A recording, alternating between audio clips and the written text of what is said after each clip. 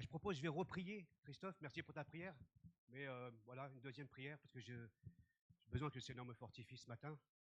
Et ça me fait du bien, c'est aussi thérapeutique. Mais ça permet, voilà, ce matin j'ai eu un problème avec mon ordinateur. Je hais les ordinateurs quand ils ne fonctionnent pas bien. Quand ils ne fonctionnent pas bien. Certainement que j'en suis un peu responsable. Seigneur, vraiment, je veux me placer encore devant toi ce matin, te dire merci.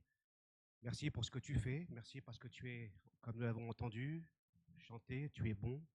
Tu nous as manifesté ton amour d'une manière incroyable, alors qu'on ne méritait rien, alors qu'on ne pensait pas à toi, alors qu'on n'était pas encore né. Toi, tu as pensé à chacun d'entre nous ce matin. Et je te prie, Seigneur, on te prie ensemble afin que ton esprit parcourt les rangs ce matin, qui parcourt mon cœur aussi, qui dispose mon cœur et mon esprit, qui me fortifie afin que ta parole soit annoncée clairement, mais surtout qu'elle puisse trouver un terrain favorable dans les cœurs de chacun. Pensons à tous nos frères et sœurs qui se réunissent sur toute la surface de la terre. Bénis-les, Seigneur. Fortifie-les. Apporte encore un rafraîchissement. Apporte, Seigneur, ce dont ils ont besoin, là où ils sont. Te remercions d'avance dans le beau nom de Jésus. Amen.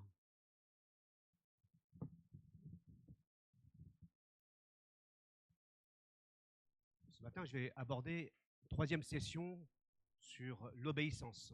Pour ceux qui n'ont pas toujours tout suivi depuis le début, on suit une série sur le livre de Néhémie, sur le thème « Levons-nous et bâtissons ». Et on a vu que durant tout ce livre-là, eh bien, il y avait de la joie, des larmes, aussi des pleurs, de l'intimidation, de l'opposition extérieure, intérieure.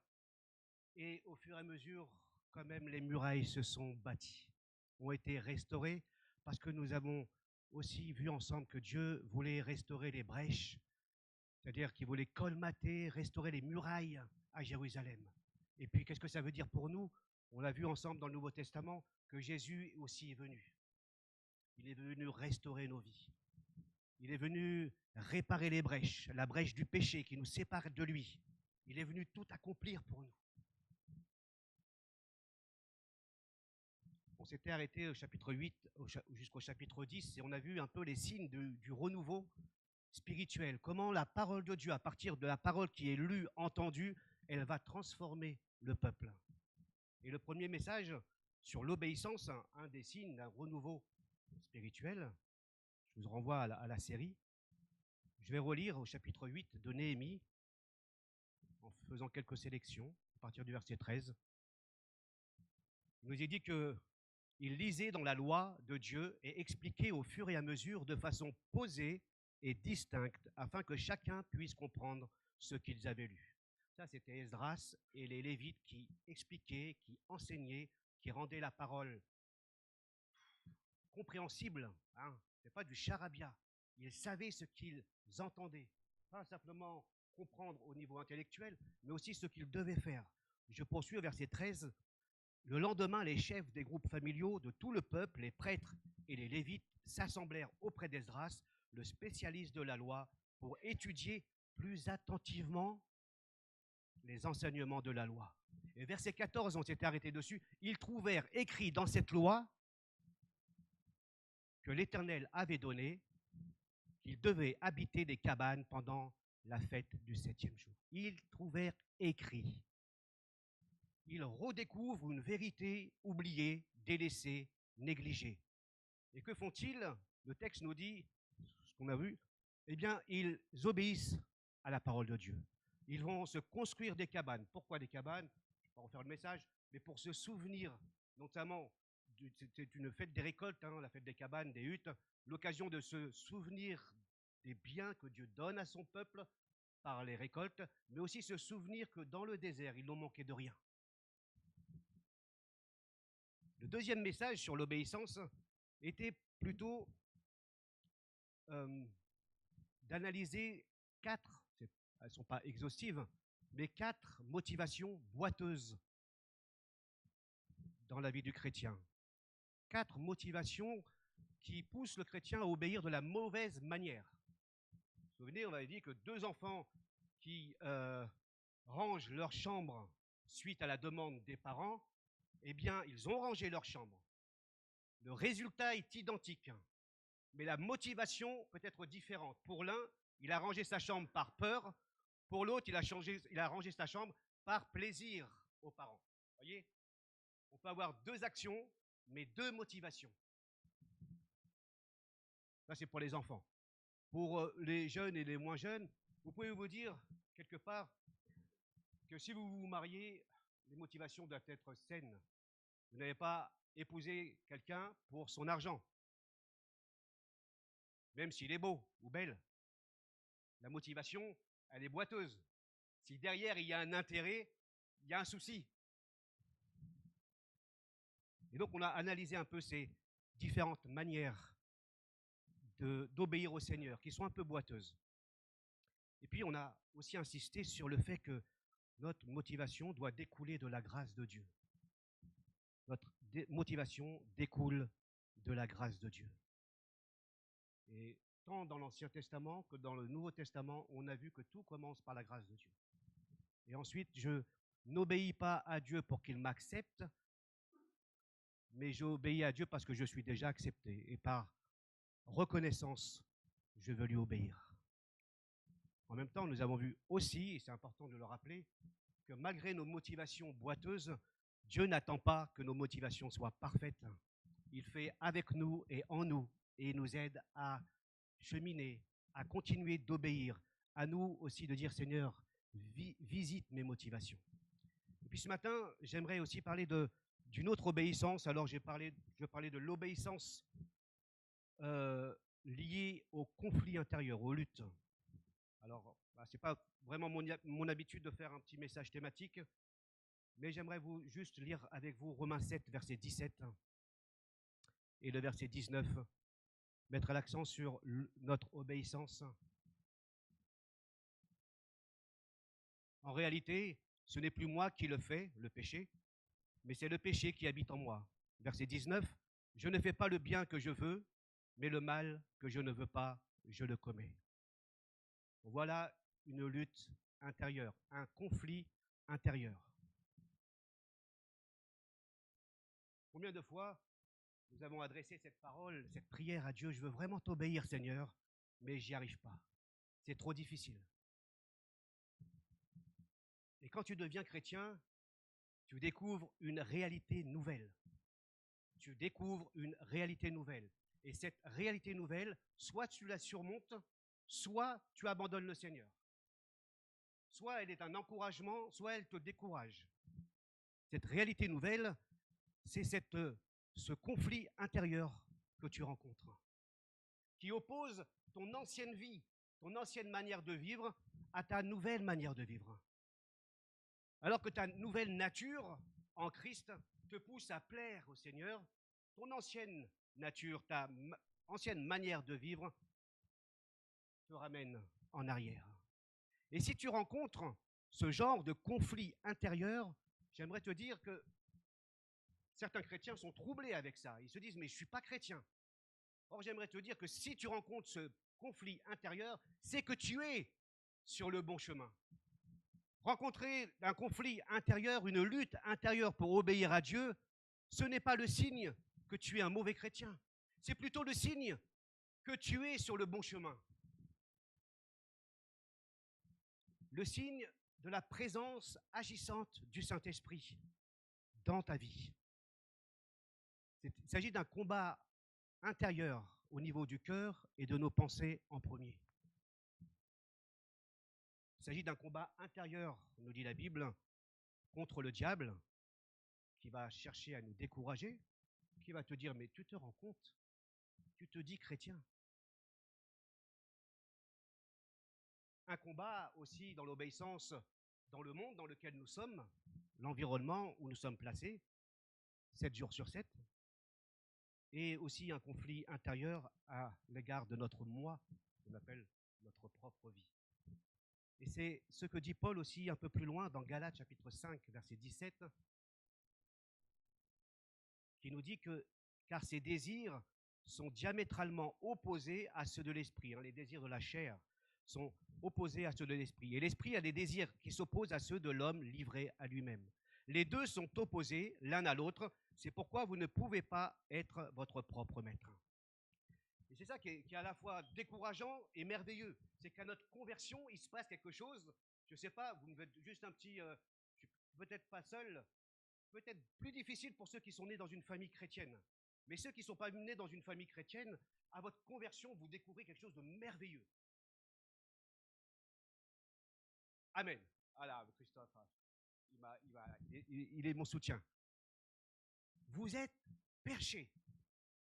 Vous êtes perché. On vous prend pour un illuminé.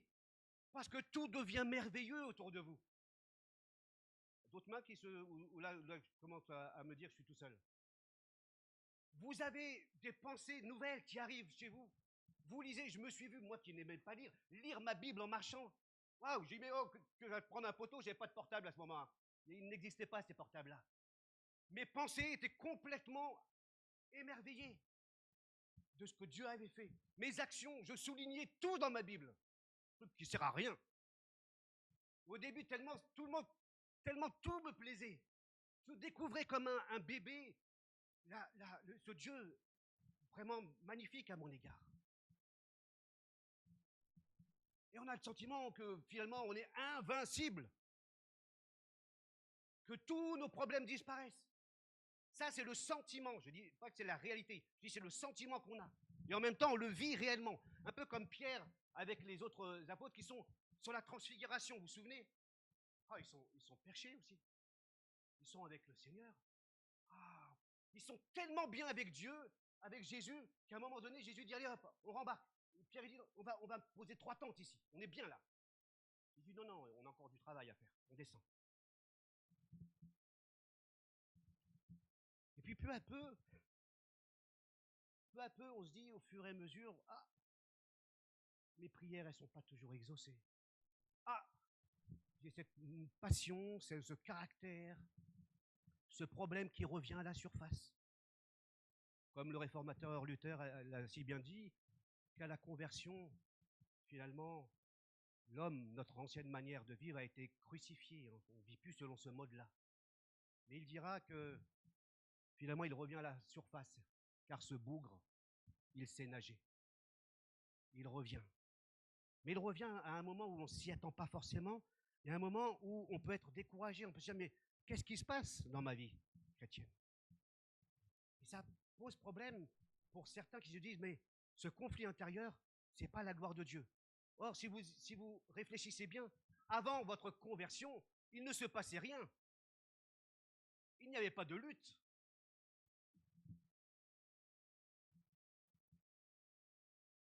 Et peut-être qu'au fur et à mesure que nous grandissons avec Dieu, que nous obéissons au Seigneur,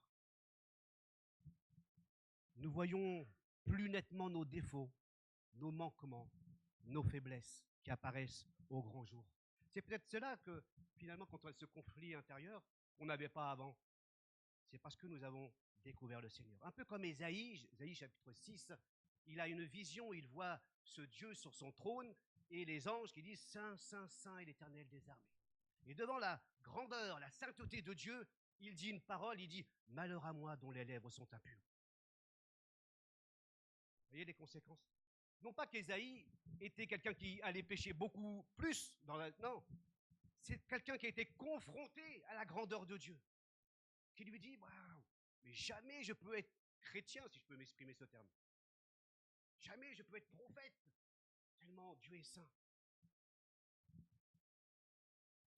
Et donc le conflit intérieur, je le répète, n'est pas le signe d'un échec spirituel, mais la preuve de la présence agissante du Saint-Esprit en nous. Avant notre conversion, pas de résistance. Aucune résistance avant notre conversion. Peu, on va dire, avec la conscience que Dieu nous a donnée, nous sommes plus ou moins, on va dire, repris. Mais on ne ressentait pas ce conflit profond entre la chair et l'esprit. Quand la Bible parle de chair, en tous les cas ce matin, je veux l'utiliser comme la chair, non pas comme péché uniquement, mais comme notre orientation, notre manière ancienne de vivre sans Dieu. C'est dans le sens qui est dit dans Galates. C'est revenir à notre ancienne manière de vivre avant notre conversion, sans Dieu. Ni loi, ni Dieu. Et donc la conscience, oui, elle peut nous reprendre, mais on ne ressent pas, on ressentait pas ce, ce, ce conflit profond entre plaire à Dieu et laisser nos désirs et notre volonté s'imposer. Mais vous connaissez ce verset merveilleux hein, qui dit que si quelqu'un est en Christ, il est une nouvelle créature. Les choses anciennes sont passées. Elles sont passées, c'est-à-dire que ce n'est plus elles qui nous définissent. Nous ne vivons plus pour elles, pour cette manière de vivre. Les choses anciennes sont passées, voici toutes choses sont devenues nouvelles. À un moment donné, c'est devenu nouveau dans notre vie. Et ce n'est pas qu'à un moment donné dans l'histoire de notre conversion, mais maintenant aussi, elles deviennent nouvelles avec l'Esprit. Tu l'as oublié ça? Tu crois que simplement tu as été nouveau, une nouvelle créature à ta conversion? Les choses deviennent encore et encore nouvelles aujourd'hui. Ça montre aussi l'espoir et l'espérance qu'on a avec le Seigneur dans notre conflit intérieur. Il est là pour nous libérer, pour nous délivrer, pour nous façonner à l'image de son Fils Jésus.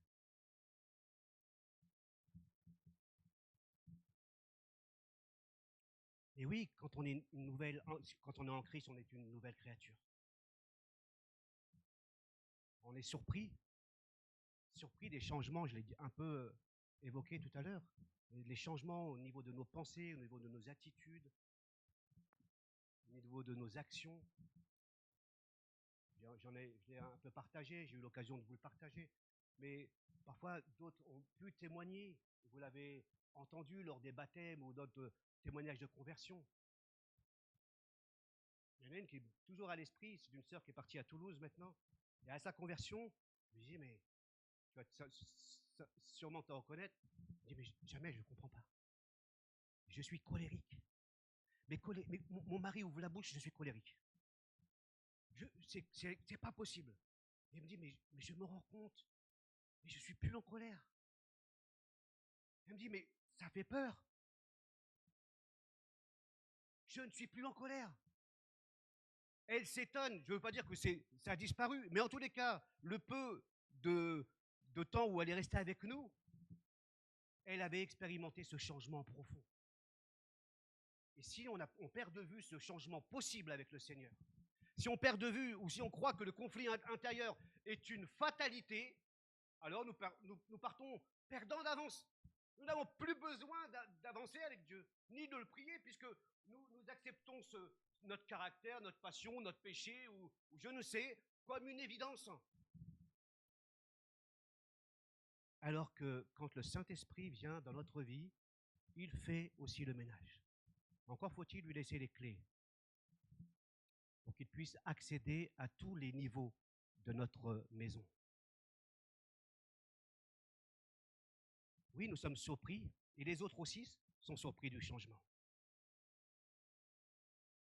C'est pourquoi, comme Ésaïe, confronté à la grandeur de Dieu, à sa sainteté, il a le sentiment d'être petit et indigne, et un pécheur, indigne d'être utilisé par Dieu.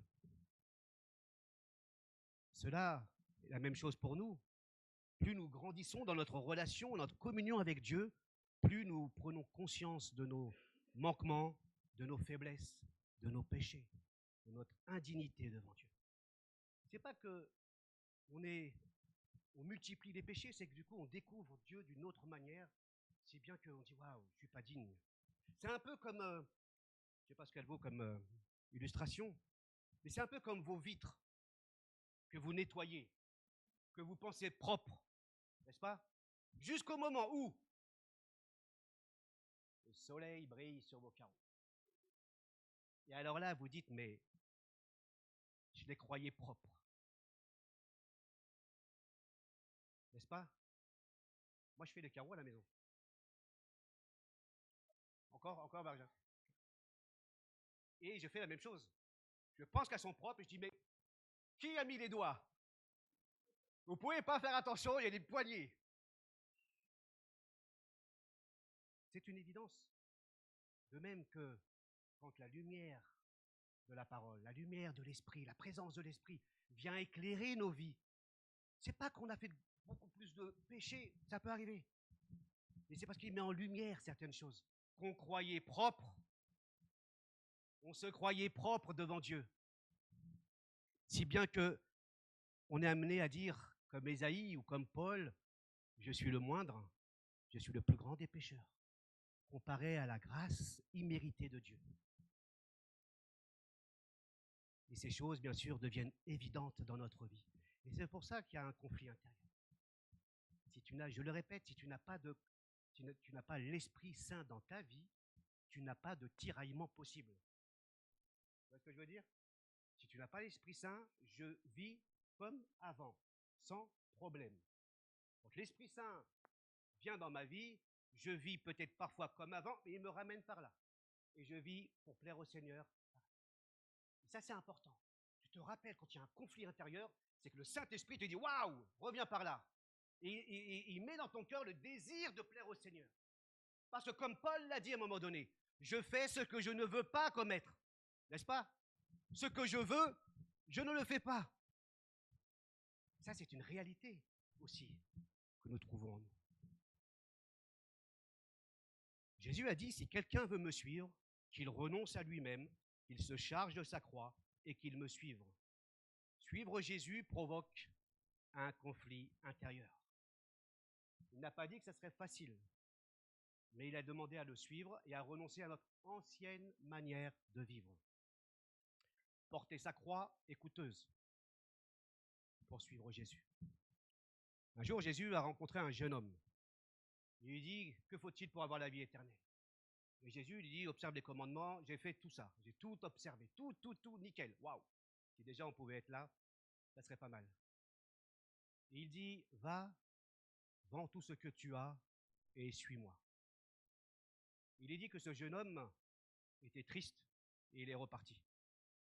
Il n'a pas suivi Jésus parce que ce que Jésus lui a demandé provoquait quelque chose de terrible, un conflit intérieur, mais il a cédé à ce conflit. Il a cédé à l'appel de Dieu et il est parti. La suite ne nous dit pas ce qu'il est devenu, cet homme, ce jeune homme riche, comme on l'appelle.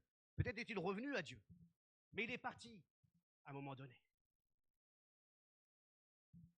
Obéir à Dieu implique aussi un coût. Alors pour le jeune homme riche, bien sûr, son idole, son Dieu était placé dans son argent. Mais je te laisse le soin de le faire et de ramener ça à ta propre vie. Qu'est-ce que Dieu pourrait te demander que tu repartirais comme ce jeune homme riche en disant « c'est trop dur ». Ce que Jésus dit n'est pas problématique à l'argent, mais au problème de ce jeune homme dans son cœur, qui est l'argent.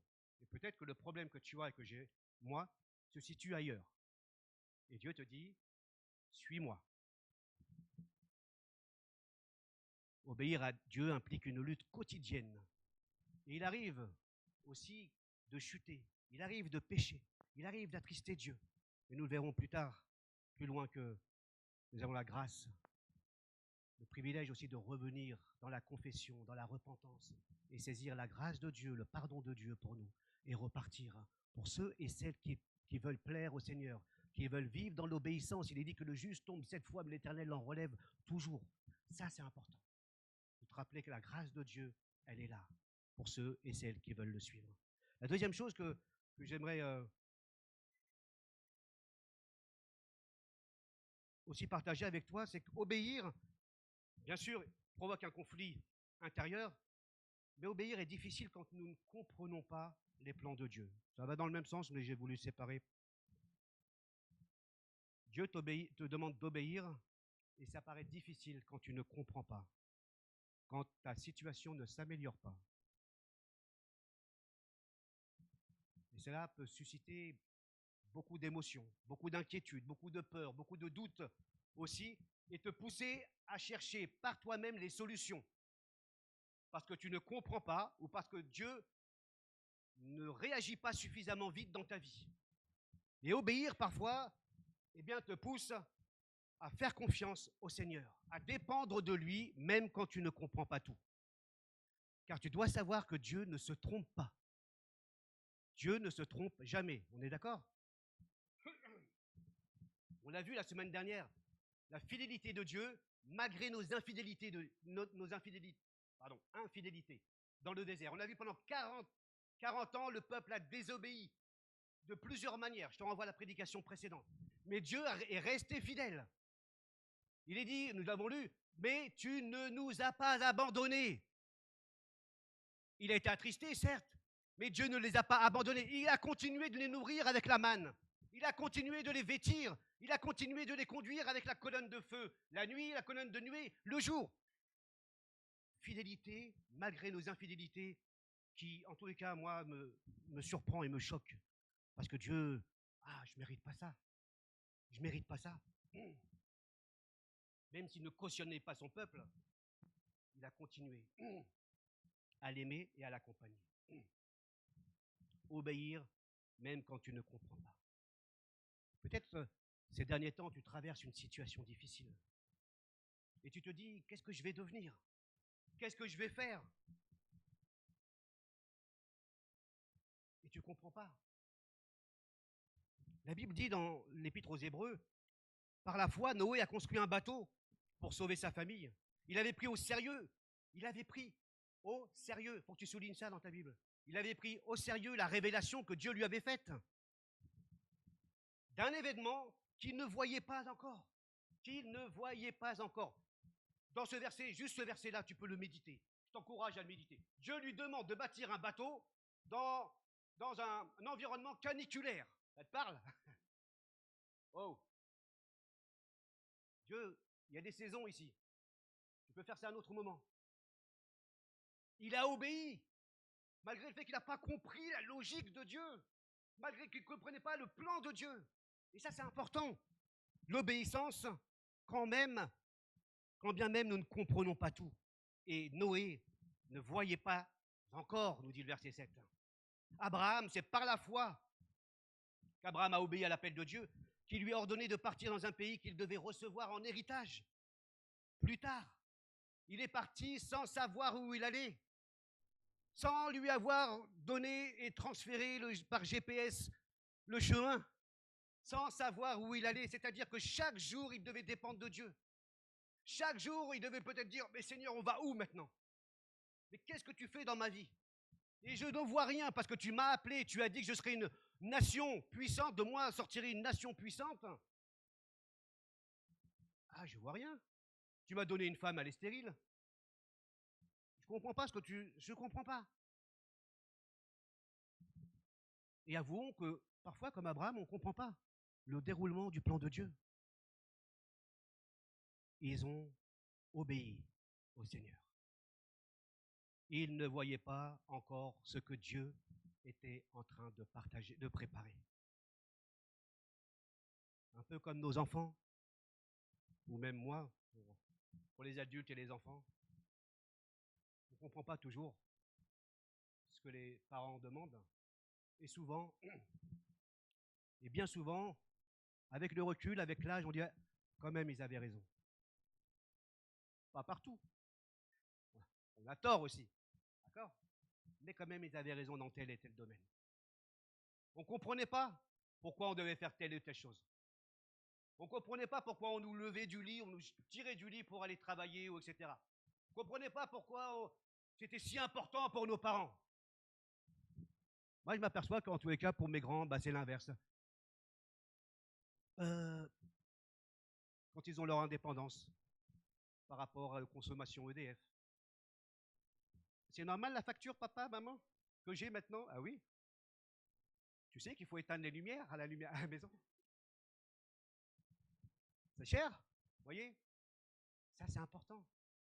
On ne comprend pas. Jésus dira à ses disciples, quand il lave les pieds, ce que je fais, tu ne comprends pas maintenant, tu le comprendras plus tard.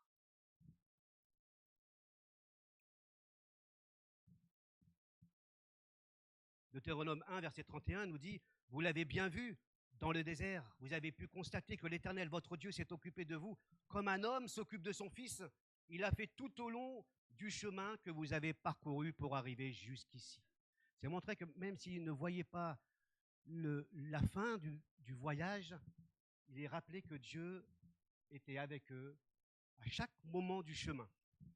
Donc obéir à Dieu en nous rappelant qu'il est là aussi, même quand on ne comprend pas tout, lorsqu'on ne voit pas tout, on lui fait confiance. Et au fur et à mesure que je marche dans l'obéissance, Dieu fortifie ma foi. Parce que c'est l'occasion aussi de découvrir Dieu d'une autre manière. Je découvre sa fidélité, je découvre sa parole, je découvre sa sainteté, je découvre sa patience. C'est autant d'occasions d'expérimenter une relation nouvelle avec Dieu. Comme Job, dans un autre contexte, a pu le dire. Mon oreille avait entendu parler de toi. Je savais beaucoup de choses de toi. Mais maintenant, mes yeux t'ont vu. Maintenant, mes yeux t'ont vu. C'est dire que Job a vu quelque chose de nouveau, une réalité nouvelle dans sa vie avec Dieu. Sa foi a été affermie. Donc, quand tu marches dans l'obéissance, forcément, ta foi est enrichie. Elle est enracinée. C'est comme une école. Tu apprends non seulement sur Dieu, mais aussi sur toi. Tu apprends que, oui, dans telle obéissance, tu as manqué de foi, tu as pris des chemins de traverse, des raccourcis, et tu dis, waouh, j'ai pas pu faire confiance au Seigneur. Peut-être qu'on peut simplement dire, Seigneur, je ne comprends pas tout, je suis même inquiet quant à mon présent, à mon avenir, mais je choisis de te faire confiance, de t'obéir malgré les circonstances défavorables. Seigneur, je veux te dire, mais honnêtement, mes luttes, mes doutes, mes chutes et mes échecs, mais je veux vraiment suivre tes voies. Et la troisième chose que j'aimerais partager avec toi, c'est obéir au Seigneur dans tous les domaines de ma vie. L'obéissance à Dieu dans tous les domaines de ma vie. Je me rends compte que parfois l'obéissance est réduite à tel ou tel aspect de notre vie.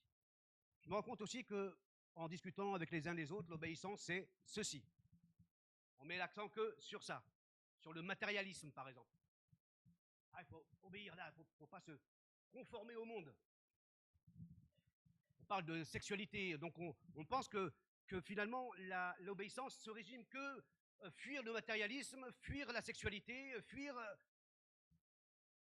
Et j'aimerais juste qu'on puisse ensemble élargir notre obéissance, ce que nous considérons comme être une obéissance, avoir l'obéissance beaucoup plus large que ce que nous imaginons. C'est vrai que parfois certains ont des œillères.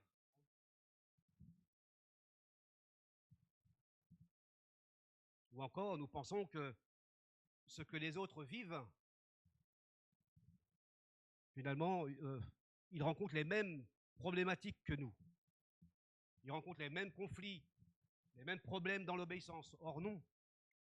L'obéissance varie en fonction de chacun. Nous ne sommes pas tous exposés, tentés de la même façon, attirés par les mêmes choses. Non, nous n'avons pas les mêmes problèmes au sujet de l'obéissance au Seigneur. Mais on va poursuivre. Jésus a dit, si vous m'aimez, vous garderez mes commandements. Jean chapitre 15. Il n'a pas dit, si vous m'aimez, vous garderez quelques commandements. Il a dit tous mes commandements. Mes commandements. Et ça, c'est important. Si vous m'aimez, un peu comme les enfants qui, à un moment donné de leur âge, veulent imiter, prennent leurs parents comme modèle. Parce qu'ils les aiment tellement, ils sont tellement adulés, les parents, jusqu'au moment où ils tombent du piédestal, mais ils sont tellement adulés qu'il y a un mimétisme incroyable. Le garçon imite son père, la fille imite sa mère, parce que, pourquoi? Ils les aiment suffisamment pour en faire des modèles. Et sur le plan de l'obéissance, il en est de même. On aime tellement le Seigneur qu'il finit par être notre modèle. C'est ça.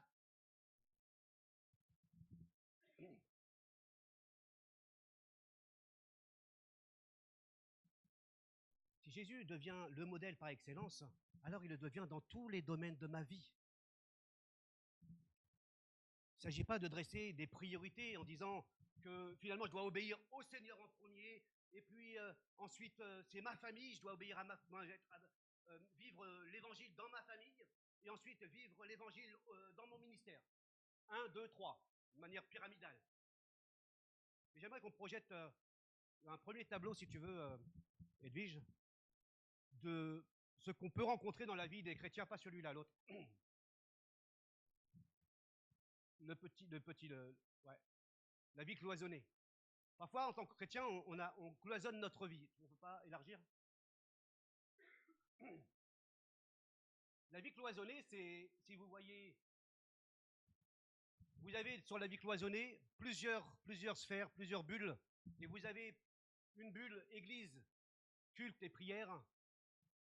Après, vous avez famille, projet personnel, travail, loisirs, finances, relations, santé. Votre vie est cloisonnée. C'est-à-dire que ce matin, vous avez cloisonné votre vie spirituelle. Vous êtes venu uniquement ici parce que c'est votre bulle. Et on appelle ça une vie cloisonnée. C'est-à-dire que demain, vous allez au travail et vous allez complètement oublier Dieu dans votre vie. C'est-à-dire que Dieu n'a pas d'impact dans l'environnement dans lequel vous êtes. Ni dans votre famille, ni au travail, ni avec vos voisins. C'est ce qu'on appelle une vie cloisonnée. Or, la vie plutôt qui nous intéresse, c'est plutôt l'évangile, avec le deuxième schéma. Dommage qu'il n'est pas assez grand. C'est vraiment petit. Le deuxième schéma.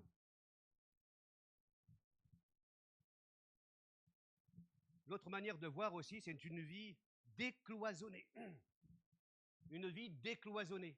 C'est-à-dire que plutôt que d'avoir quelque chose de pyramidal, Dieu en premier, la famille en deuxième, l'église en troisième, mes loisirs en quatrième, etc., Christ est au centre de tout. C'est comme une roue. Et la roue, elle change au fur et à mesure qu'il y a quelque chose de nouveau. Il est au centre de tout. C'est-à-dire que je vais obéir au Seigneur.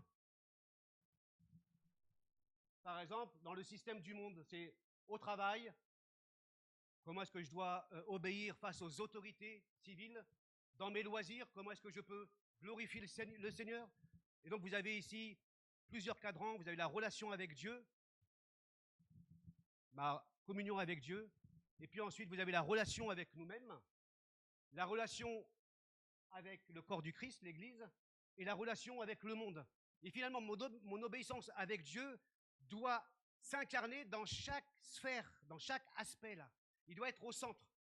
Et de dire, que ferait Jésus à ma place avec mes voisins? Que ferait Jésus à ma place avec mes collègues? Comment est-ce que je vis de l'obéissance avec mes collègues? Ça, c'est une vie décloisonnée, c'est-à-dire que Christ est au centre. Mais c'est comme une roue, elle tourne. Si vous rajoutez quelque chose, eh bien, ça va se réaménager. Et je vous encourage à réfléchir aussi à quoi ressemble ta vie. Peut-être tu peux te dire, est-elle compartimentée? Et un test, c'est de 1 à 10. Dans quel aspect ça va quoi, Seigneur, merci, je marche dans l'obéissance, j'ai encore des progrès. Puis dans quel aspect peut-être ça fait défaut? Ou j'ai l'impression que ma vie chrétienne est décloisonnée. C'est-à-dire que ce que je fais dans mon travail, rien à voir. Je vais arnaquer mes salariés ou mon patron, par exemple. Vous voyez, je vais partir 3 heures après sans lui dire. Il va me dire, mais tu as bien fait ton boulot? Oui, j'étais là. Du télétravail, c'est très dur, bien sûr. Mais peut-être que dans ton télétravail, tu lui sucres une demi-journée. Et comment est-ce que j'obéis là, devant mon ordinateur, avec mon télétravail? D'être obéissant au Seigneur, envers mon patron. Et ça change tout. Et ça me permet plutôt d'avoir aussi une obéissance plus large qu'avec une obéissance avec des œillères, en disant que l'obéissance, ça consiste que à ça, et à ça, et à ça. Le Seigneur veut refléter sa vie au travers de nous. Ce n'est plus moi qui vis, dit Paul, c'est Christ qui vit en moi ou au travers de moi dans les différents domaines de ma vie. Je vous l'enverrai sur le WhatsApp, il est plus visible. C'est pour ça que j'avais demandé à ce qu'on teste le mois derrière. La Bible dit en effet, et Paul le dit, quoi que vous fassiez, 1 Corinthiens 10, quoi que vous fassiez, quoi que vous mangiez, quoi que vous buviez, faites tout pour la gloire de Dieu. Faites tout pour la gloire de Dieu. Quoi que vous fassiez, quoi que vous mangez, quoi que vous lisez, quoi que vous regardez sur Netflix, quoi que vous bricolez, quoi que, faites tout pour la gloire de Dieu. Ça change tout, ça. Ça change tout. Seigneur, aujourd'hui, tu m'as placé là. Ce n'est pas simplement une vie cloisonnée où je suis là au culte et ensuite, basta, quoi, on oublie tout. Et ça change. Seigneur, comment est-ce que je peux te glorifier là où tu m'as placé et t'obéir? Et ce n'est pas toujours simple. L'apôtre Paul dit que personne ne te méprise pour ton jeune âge, mais efforce-toi d'être un modèle pour les croyants par tes paroles, ta conduite, ton amour, ta foi et ta pureté. Ça, c'est Paul qui dit ça à Timothée. d'être obéissant, d'être un modèle aussi.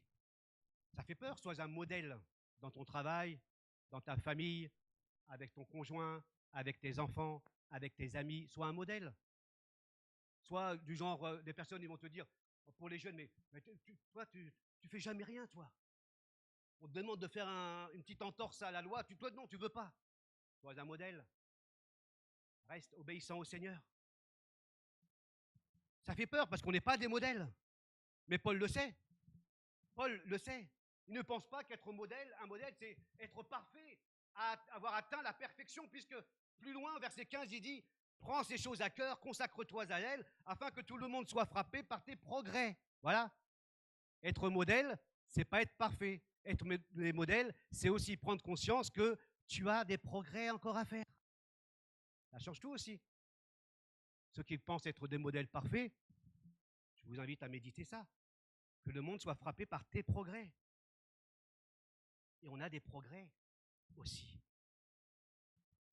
J'aimerais te poser la question, pour terminer, quelle est la trajectoire dans ta vie chrétienne, dans ton obéissance avec Dieu, ces derniers mois, ces dernières années, 2-3 ans? Est-ce que tu vois une trajectoire qui est positive, hein, tu progresses? Est-ce que tu vois plutôt une trajectoire inversée où tu dis waouh, là j'ai reculé dans tel domaine? C'est très, très subjectif et très personnel, hein, je le sais, mais c'est important de se dire Seigneur, oui, moi je désire avoir telle trajectoire avec toi. Et peut-être que tu peux le faire de manière humble dans la prière, mais aussi demander à ceux qui sont proches, à ceux que tu apprécies, et puis à ceux qui n'ont aucun filtre avec toi, c'est-à-dire ta femme ou ton mari et tes enfants. Ça clash tout de suite. Hein. On n'a pas besoin de prendre voilà, ils vont vous dire, tiens là, oui, tu as progressé, puis là, oh, tu as toujours un problème ici, là. Demandons, oui, aux autres. Et je peux donc être un chrétien modèle dans ma vie sans être arrivé.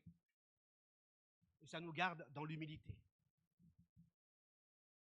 Ça nous garde dans l'humilité aussi à l'égard des autres, qu'on ne voit pas forcément obéir comme on le souhaiterait. Mais ça appartient au Seigneur. Tu ne connais pas leur vie, tu ne connais pas leurs antécédents, leurs traumatismes, peut-être qu'ils ont rencontrés, et peut-être sont-ils dans la bonne trajectoire, peut-être plus lentement que d'autres, mais c'est important de rester dans l'humilité parce que tu ne sais pas d'où le Seigneur est parti les chercher et ce qu'il fait dans leur vie. Alors, ce qui est important aussi par rapport à ce qu'on a vu, ce n'est pas de faire des grands pas d'obéissance, mais on sait que l'obéissance, elle plaît au Seigneur, que la parole, elle transforme par son esprit. Peut-être commencer par des petits pas d'obéissance, choisir quelque chose, hein, de dire la vérité, alors qu'on a du mal. Tenir sa parole, son engagement. Je te fais un peu un engagement, je ne t'appelle pas pour dire non. Je ne reviens pas toujours sur ma parole. Peut-être renoncer à critiquer, tu vois, des petites choses comme ça. Seigneur, je veux juste commencer à ne plus médire ni critiquer. Je veux commencer juste à prier, peut-être 2-3 minutes avec toi, à lire ta parole. Commencer, peut-être j'ai jamais pu, mais demander pardon, Seigneur, si j'y arrive pas. Et ces petits pas qui montrent que tu es aussi dans la bonne trajectoire. En sachant que celui qui nous a donné l'exemple, c'est notre Seigneur Jésus. C'est lui que nous suivons, mais c'est lui aussi qui veut vivre au travers de nous. On l'a cité tout à l'heure. Seigneur, viens vivre au travers de moi. Plus moi, mais toi. Peut-être là où tu es, je t'invite à te lever, sans te demander quoi que ce soit, mais peut-être je comprendrai que tu veux faire un pas d'obéissance avec le Seigneur, dans un domaine qui te regarde. Et on pourra prier pour toi à la fin de la prédication. Je t'invite là où tu es à ta place. Seigneur, oui, je veux faire un pas d'obéissance. Tu peux te lever. Merci, Geoffrey. Un pas d'obéissance là où tu es. En nous rappelant que nous faisons des petits pas d'obéissance. Nous continuons d'avancer avec lui au travers des luttes, au travers des victoires, mais avec cette certitude, nous dit l'apôtre Paul, cette certitude. Et moi, je reste debout ce matin aussi pour faire encore un pas d'obéissance avec le Seigneur. Et l'apôtre Paul dit, je suis persuadé, et je parle à Mani, Edwige, Geoffrey, Joao, et moi, et puis vous aussi. Je suis persuadé que celui qui a commencé en vous cette bonne œuvre la rendra parfaite pour le jour de Jésus-Christ. Amen. Vous invite à vous rasseoir. Seigneur notre Dieu, nous voulons prier en effet pour nos frères et sœurs qui se sont levés pour un pas d'obéissance. Seigneur, oui, nous voulons aligner notre vie à la tienne. Nous voulons, Seigneur, te refléter dans chaque aspect de notre vie, quelle qu'elle soit. Nous voulons, Seigneur, que tu puisses, oui, être le centre de tout. Nous voulons te ressembler parce que nous t'aimons, Seigneur. Nous ne voulons pas t'attrister, mais nous voulons croire que nous ne sommes pas seuls, que tu veux nous façonner.